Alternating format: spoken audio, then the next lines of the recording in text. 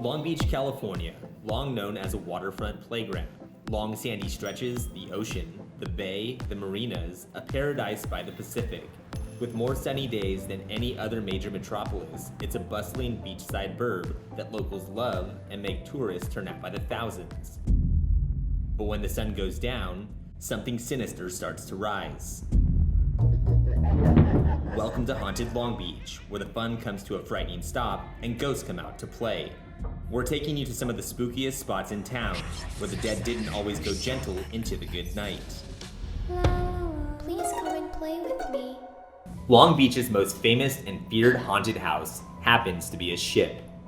No sooner did the Queen Mary dock in Long Beach in 1967, 3 decades worth of ghosts began popping up all over the ship. In the propeller shaft alley, the swimming pool, the kitchen, the bridge. Nowhere on the ship, it seems, are visitors safe from ghosts. Many former crew members, as well as passengers, allegedly remain to this day. Spectators who frequently appear to current visitors and employees actually started appearing when the ship was being readied at Long Beach shipyards for her new venture. One night, after the work crews had already headed home, a security guard and dog approached the watertight door to Shaft Alley on D deck. And suddenly the dog stopped, stared straight ahead, and refused to move despite coaxing from his handler.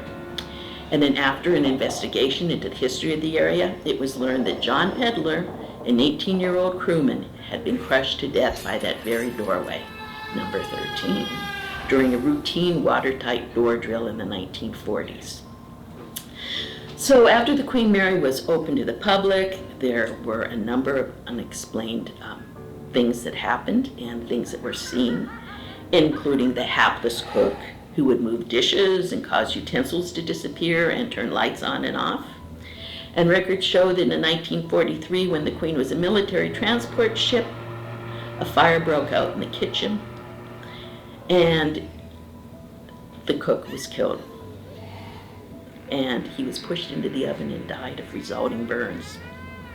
There's also the drowned woman who appears by the swimming pool, and people say that they have seen her enjoying pool parties when people are trying to swim. There's also the poisoned officer who roams an area near the bridge where an officer once died from accidental poisoning. There's the escalator ghost, a bearded man wearing overalls who has followed tours of the escalator as they leave the lower deck. And the ghostly engineer who has been tinkering on some parts of the ship's engines. And the naval officer in dress whites bedecked with ribbons who frequently passes parties of tourists. Skeptical?